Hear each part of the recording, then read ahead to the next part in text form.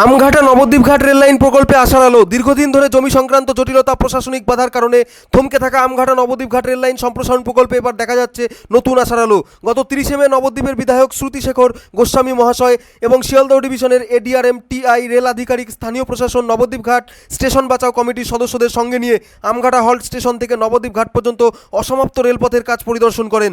পরিদর্শনের পর বিধায়ক জানান, এই প্রকল্পের পক্ষে স্থানীয় বাসিন্দাদের পাশাপাশি সংখ্যালঘু সম্প্রদায়ের মানুষজনও ইতিবাচক ভূমিকা নিচ্ছেন। ফলে বহু প্রতীক্ষিত এই রেললাইন বাস্তবায়নের সম্ভাবনা আরও উজ্জ্বল হয়ে উঠেছে।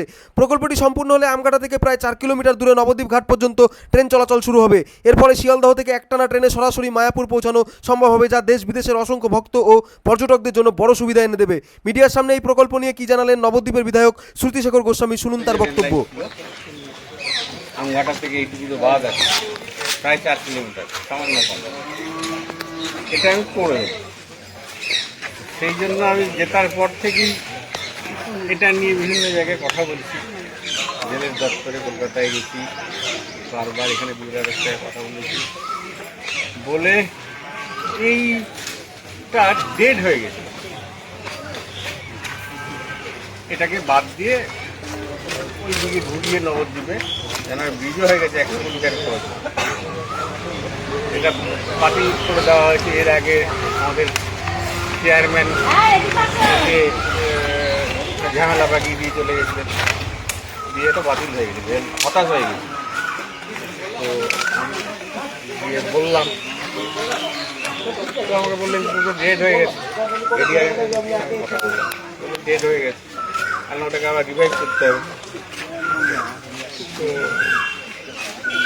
উনিও বললেন বিভিন্ন ঝামেলা আছে, সমস্যা আছে, সব মিটে যাবে। সমস্যা যদি মেটাতে পারেন তাহলে আমার করতে কোনো অসুবিধা নেই। মোটে তো 4 কিলোমিটার, ওইখান দিয়ে ঘুরে গেলে তো আমাকে বহু টাকা খরচ করতে হবে। এইখানে তো 4 কিলোমিটারের ব্যাপার, মায়াপুর এবং নবদ্বীপ দুটোই চট করে মানুষ চলে যেতে হবে। এটা করতে হবে, সাধুদের দাবি এটা নবদ্বীপ করতে হবে। আমি খুব আনন্দিত হয়েছেন এডিআরএম সাহেব আজকে এডিআরএম টিআই ওনাকে পাঠিয়েছেন এবং আরও আধিকারিকরা এসছেন, যারা এর সঙ্গে যুক্ত, তারা একটু দেখে গেলেন। তার সঙ্গে আমিও দেখলাম, কোনো সমস্যা নেই। এলাকার মানুষ, আমাদের সংখ্যালঘু ভাইয়েরাও স্বতঃস্ফূর্তভাবে এগিয়ে এসছে।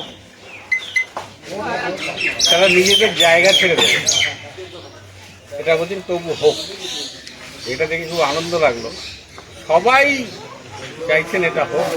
তা আমার মনে হয় যে